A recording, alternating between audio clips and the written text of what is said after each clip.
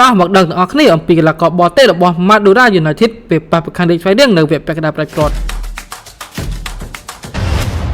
ឧបត្ថម្ភដោយ Michael 7 យ៉ាងកូរ៉េណូរសជាតិដើមពីប្រទេសកូរ៉េឆ្ងាញ់ជាប់ចិត្តក្រុមឥណ្ឌូនេស៊ី Madura United មានកីឡាករបរទេស8នាក់ដែលត្រូវធ្វើដំណើរមកកាន់ប្រទេសកម្ពុជាប្រកួតជាមួយនឹងប្រកាន់លេខស្វ័យរៀងជើងទី1វគ្គពាក់កណ្ដាលព្រឹកក្នុងពានរង្វាន់ AFC Challenge League រដូវកាល2024-2025 Madura United ជាក្រុមខ្លាំងមួយដែលធ្លាប់ឈ្នះប្រកាន់លេខស្វ័យរៀងនៅវគ្គសន្សំបន្ទុកក្នុងពានរង្វាន់ក្លឹបអាស៊ីលំដាប់ទី3ប៉ុន្តែនៅឥណ្ឌូនេស៊ីវិញពួកគេមិនសូវជាខ្លាំងប៉ុន្មានឡើយដោយគេកំពុងតែស្ថិតនៅក្នុងបាតតារាងអាចទំនងជាធ្លាក់ទៅលីកទី2ពួកគេបានឡើងមកកាន់ពានរង្វាន់លំដាប់កម្រិតទី3នេះដោយសារការពីរដូវកាលមុនពួកគេបានចំណុចថ្នាក់លេខ2ក្នុងលីកកំពូលឥណ្ឌូនេស៊ី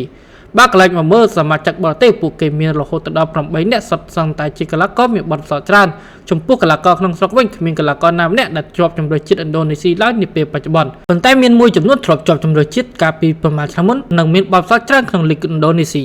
ក្នុងចំណោមកីឡាករបរទេសទាំង8នាក់មានកីឡាករអេស្ប៉ាញម្នាក់ធ្លាប់មកលេងនៅលីកកំពូលកម្ពុជាគឺក្លឹបវិសាខាកាលពីរដូវកាល2023-2024ពួកគេទើបតែចូលរួមជាមួយនឹង Madura United ក្នុងនាមជាកីឡាករខ្ចីជើងដែលទើបតែចូលរួមកាលពីខែមករាឆ្នាំ2025